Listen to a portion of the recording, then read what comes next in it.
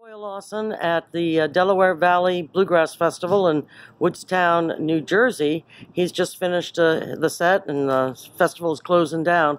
But last year at the IBMA Awards show, you walked by and you said, "Hey, I bet you didn't know I have Ira Leuven's mandolin." And I didn't know that. So we've been chasing each other since last September, trying to set up an interview time, and we finally came about. So let me see this mandolin. Well, let me clarify. I have one of his. I had a lot of mandolins in his day, but it's a little A model. And what year do you suspect it is? I traced it. It looks to be either 1923 or 24, something like in there. Best I can figure out. And the serial numbers were really crazy, but looking at the truss rod, because before 22, they didn't have truss rods. So, okay. But and I suspect that probably Ira at some point in time took a dark finish off of the top, because it looks like the original color was the dark color. Mm-hmm. But he was noted for working on instruments, actually putting them back together after they had been damaged for whatever reason. But the keys are certainly gold-flaked keys that are closed back. That certainly is not what came on it, but I left it just as like it was when I got it. And, but a friend of mine down in Georgia bought this from Ira in 1962. Right.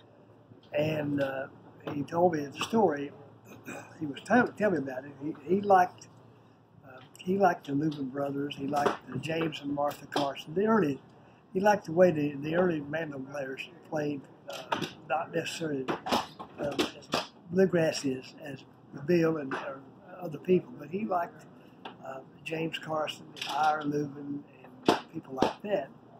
He was telling me about this mandolin that he bought it in 1962. When he went up to get it, Ira was hedging a little bit and didn't really want to sell it after he got there. And he lived just outside of Atlanta, Georgia. So he drove to Nashville to get it. And he said when he got there, Ira was kind of hedging on it. Now, I drove all the way from Atlanta up here, and I've got the money with me. So he bought Ira let him have it for $275. Wow. So was that a lot of money for a mandolin? 1962 for one like this, yes. Yeah. Okay. You could probably some places you can find them for $100, but that was quite a bit of money. But because it was ours and he was a fan, and he wanted it, and he played a little bit. So anyway,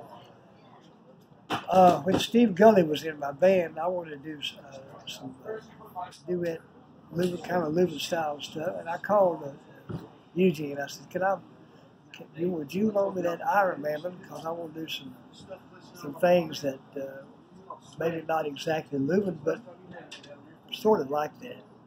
When I borrowed it, and as it turned out, Steve left, and I kind of put it on the shelf. So I took it back to Eugene, and I said, I know that you don't want to sell it, but if you ever do, would you call me first? And he said, well, I won't sell it, but yeah, I will if I ever decide. Well, some years go by, and one day I get a call. It's from Eugene, and he told me that his health had failed. He'd had a stroke, and his health had failed him, and that he's not able to play anymore. But the bottom line was that he needed some money. He was out of money, and his medicine was running out. So he said, I've got a little F2 Gibson that I'll let you have. And I said, well, what about the Ira? He said, well, I don't know if I want to sell it or not. I said, what did you say that you can't play anymore? He said, well, you're right, I can't.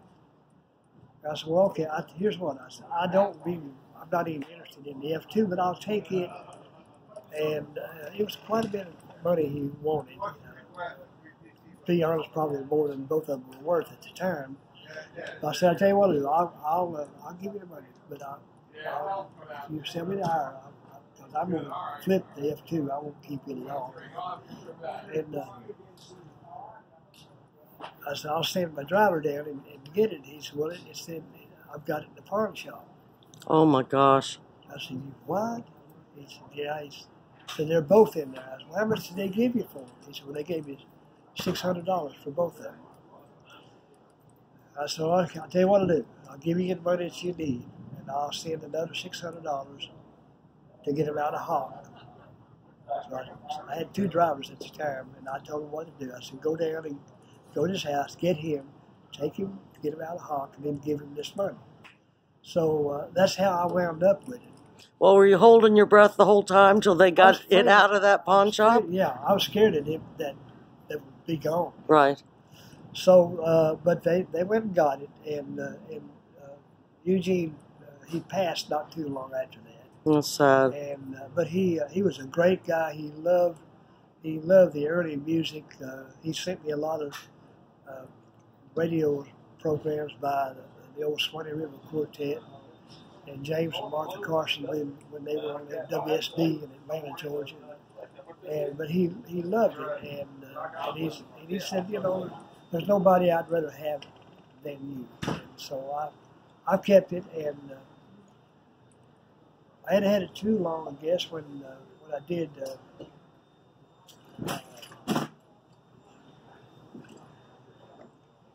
Did the CD of Old Bluegrass Gospel. Mm-hmm. And we did with Barry Scott and Jamie Daly and Del Perry and the 2 Jessies playing the twin fiddles. And we did one of the movements, That's All It's Asking of Me. And I used this mandolin on that. Ira he told Eugene that he had used this mandolin on a lot of the gospel stuff. Near My God to Thee, and a bunch of the stuff they recorded, you know. That was one that stands out. Just Rehearsing. A whole bunch of them. I can't remember all of them, but yet. So I wanted to use it on that song, and then sometime later, Steve Gully called, wanted to know if I would do a song with him on I guess his first solo recording. He said, you know, he said, when I came down to rehearse or try out for the job, his dad came with him, and he said, you and me and Dad sang Near My God to Thee. And he said, did you do that with me on the record? I said, sure. And I said, I'll go you one better. I'll bring that Ira mandolin. So I used it on that one too. Mm-hmm. And I've used it on some other stuff. I can't remember what. Every chance I get, I use it. You know, it's a little A model, and it's, you know, we didn't like it because they had a short scale, and they're harder to play down here because of the cramped space. But this is a sweet little sounding.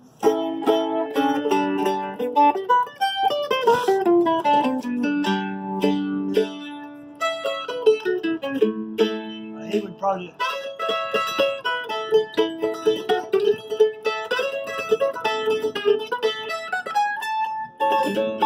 That's kind of the way he played, you know. And he would do.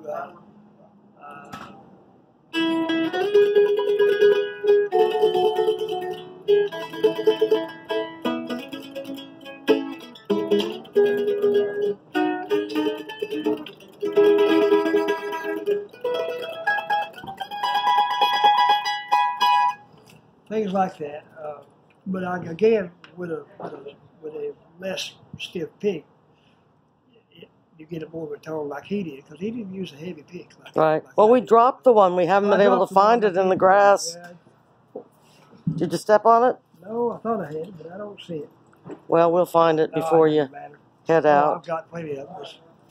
But I noticed you have a Kleenex or something back here. What is that? Well, in the studio, you get overtones Right. from here to the bridge sometimes. it doesn't show in your live shows, but in the studio it does. So that's kind of a damper to keep the overtones down, and it's just Kleenex. Right. Do you do anything special to preserve this, or? I keep it in a safe, and I keep the humidity gauged, and periodically I get I get it out and check it, make sure everything's okay.